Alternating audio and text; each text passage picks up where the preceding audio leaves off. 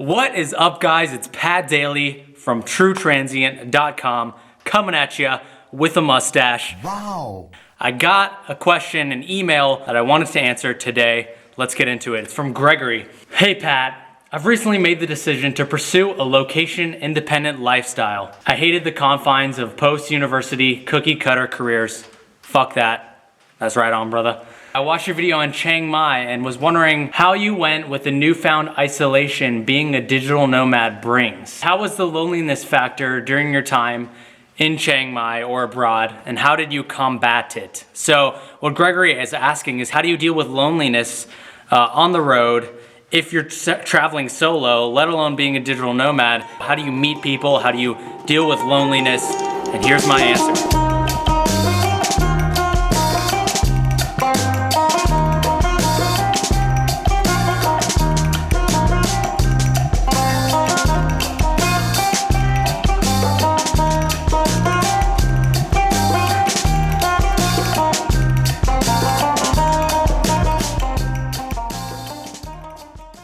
One of the great things about being a solo traveler and a digital nomad is that you have to meet people, you have to get out of your comfort zone, become a more social person.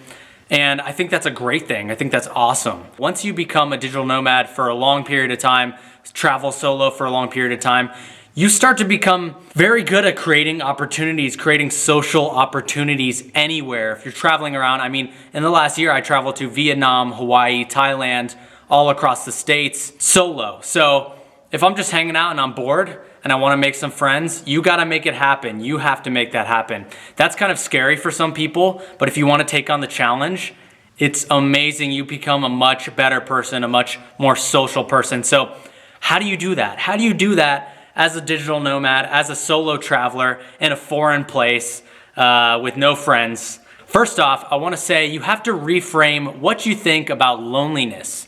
You have to reframe loneliness not as a negative thing, but as a positive thing, as a beneficial thing for your mind, for your well-being. Loneliness is not a bad thing. I get some of my most creative ideas, my best ideas, when I'm just alone working or just walking down the road alone. You know, you're not talking to other people, you have this time to think. So don't think that loneliness is necessarily a bad thing. It brings a lot of self-growth, inner development. You have to deal with your problems as yourself, as a man, as a woman, as a person, as a human being.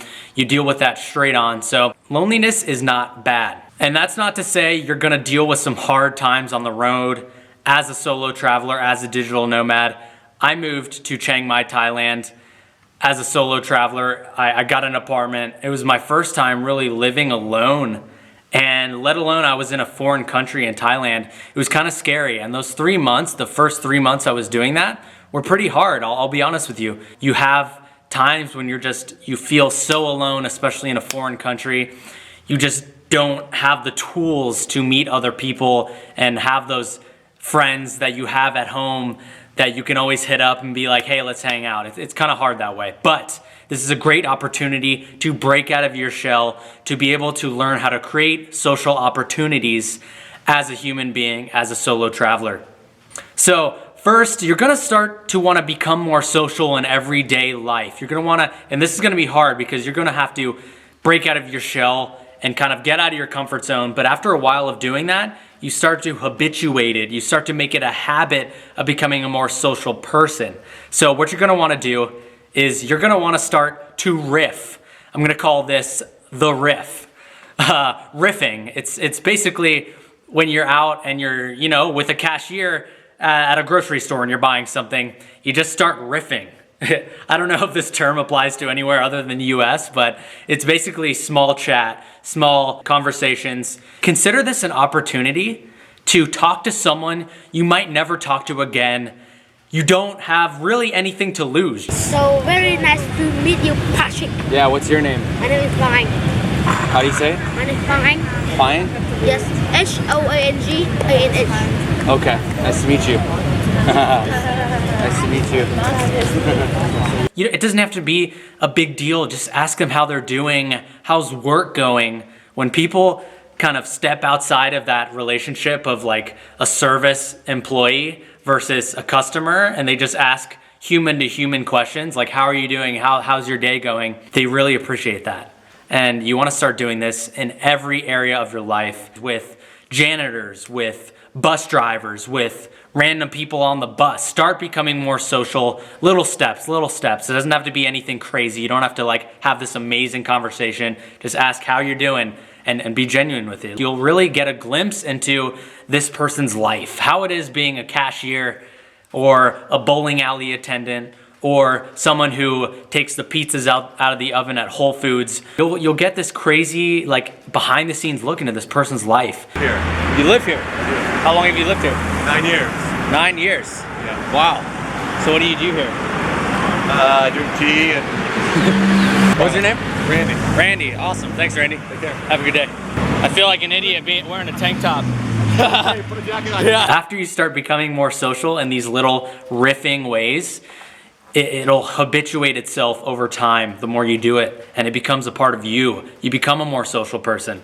One of my issues that I ran across, especially being in a foreign country, was that it's a little harder to riff in a country where you don't know the language. So you might not have as many opportunities in a place like Thailand or Italy or wherever if you don't know the language. So you want to employ Facebook groups. Get on Facebook, see what's up. I went to Chiang Mai, Thailand, and I met other digital nomads, and they were like, are you going to that bowling event? You know, and I was just like, what are you talking about? I have no clue what you're talking about.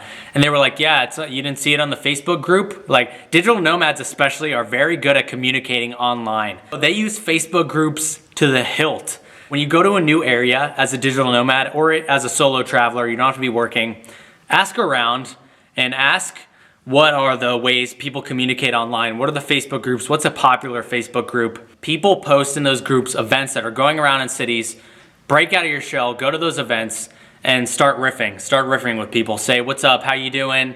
How's your day going? Where are you from? Travelers are incredibly open. Realize that everyone else may be looking for friends as well, especially on the road, especially traveling. And I've never met more open people than I have in the digital nomad scene. So start going to events, using Facebook groups, find out the Facebook groups that are popular in the area you're at, and start becoming active in those. Also, another way to become more social at night, go out to places where social events are happening. Go to bars where people are gathering. I know a lot of people are not comfortable going to bars and drinking. You don't have to do that. You just go to a bar or where people are gathering, you know, and just start approaching people. Starting to add riffing into your life and becoming a more social person. It'll make this easier as time goes on. But go out and maybe go with someone you meet and say, hey, let's go to this bar, and start talking to everybody. Talk to everybody. Doesn't matter, it doesn't have to be the cutest girls, doesn't have to be the cutest guys if you're a girl or whatever. Talk to everyone. And after a while, even just that night, you start talking to everyone, you get in this flow. You get in this flow of just being a social person, and that feels amazing. And once you get to that flow, you want to get to it again and again and again. It's like this adrenaline rush, and it's like these very good emotions that come with connecting with other people. That is also going to reinforce the social aspect that you're going to want to take on as a digital nomad, as a traveler. The more you go out and do this, the more you're going to habituate this social aspect within yourself. I'd like to specifically thank Gregory for his question. I know there's many more answers I could give. This is really all I can think of right now. This is a rather spontaneous video. What is the hardest part about being social to you?